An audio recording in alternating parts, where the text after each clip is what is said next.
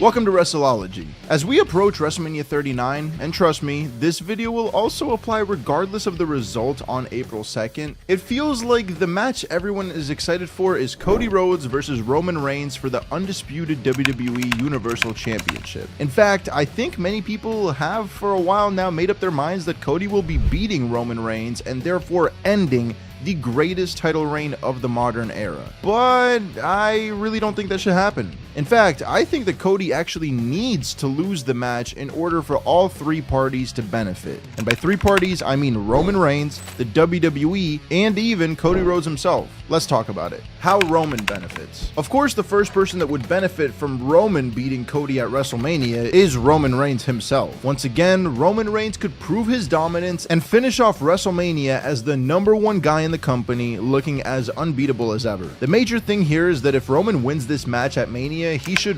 1000% hold on to the titles, or maybe just the Universal title, until he at least hits the 1000-day mark of his reign. Someone holding the major title in the company for 1000 days, especially in today's WWE, would no doubt go down in history, and this would be the era of Roman Reigns that would be talked about for years, and hell, even maybe decades to come, in my opinion. Roman still has tons of opponents that could challenge for the title after Cody as well. Gunther, Bray Wyatt, LA Knight, Randy Orton, Austin Theory, AJ Styles, and even guys from NXT such as Braun Breaker or Carmelo Hayes. Hell, there's even a possibility of a guy like Jay White challenging Roman after making his WWE debut, if that was to happen. Most, if not all, of those matches are matches that I personally would love to see, and I think could be unpredictable in terms of who would win. If we're being honest, most of those guys, if the build is done right, can be built up to take the titles off Roman, meaning that Roman still has tons of opponents after Cody that could bring the reign down. How the WWE benefits. Obviously, many people might think that the WWE would make massive headlines if Cody was to beat Roman at WrestleMania, and while that's definitely true, I think the bigger mainstream headlines would be Roman Reigns surpassing 1000 days as their main champion of the company in 2023. This would be the first time in literal decades since a person on the WWE roster held any championship past that 1000-day mark, and for the first time in the 2000s millennial. This is an opportunity that we may not see again for decades, if ever again, so why not complete the story and make this reign even more historical than it already is? Also, like I mentioned earlier, there are tons of money matches that Roman can have during the 1000-day buildup, meaning that there are tons of options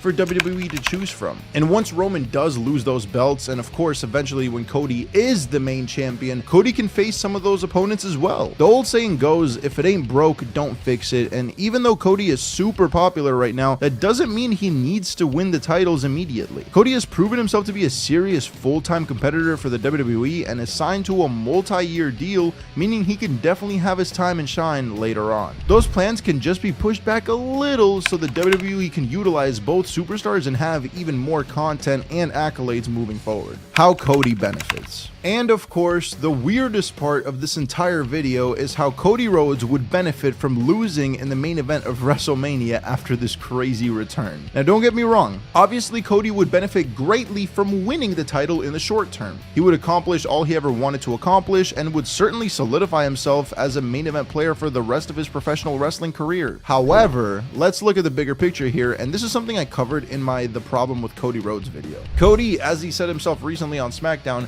has been undefeated since he's come back to the WWE, which, don't get me wrong, is awesome and all, but it's not a part of his gimmick or character. Cody isn't the next Undertaker or Goldberg, and I'm pretty sure I speak for everyone when I say that we don't want him to be either. Cody has definitely taken losses in his first WWE run, so having this undefeated streak doesn't really make sense, and the WWE knows that, hence why they don't try to milk it or market it on commentary or really in any promos too much. The problem here is that Cody needs a massive loss, in my opinion. How are we supposed to relate to a babyface that wins every single match after coming back, gets injured, comes back to the Royal Rumble at number 30, wins that too, then goes on to main event WrestleMania, wins that too, beats the greatest title reign of the modern era, and then what? Are they trying to create another unbeatable force similar to Roman Reigns? Because surely if Cody Rhodes wins the titles, the fact that he hasn't lost since he's been back is going to start getting brought up. If not by the WWE himself, then definitely by the fans. The perfect good guy stories are the redemption arcs. David versus Goliath, the underdog overcoming the odds and beating the guy who everyone thought would never lose. But in order for that to happen, there needs to be an underdog in the first place. This match doesn't feel like David versus Goliath. It feels like Goliath versus Goliath. Hell, if anything, Roman himself currently feels like the underdog. I'm still not against Cody being the guy to dethrone Roman and beat him for the titles,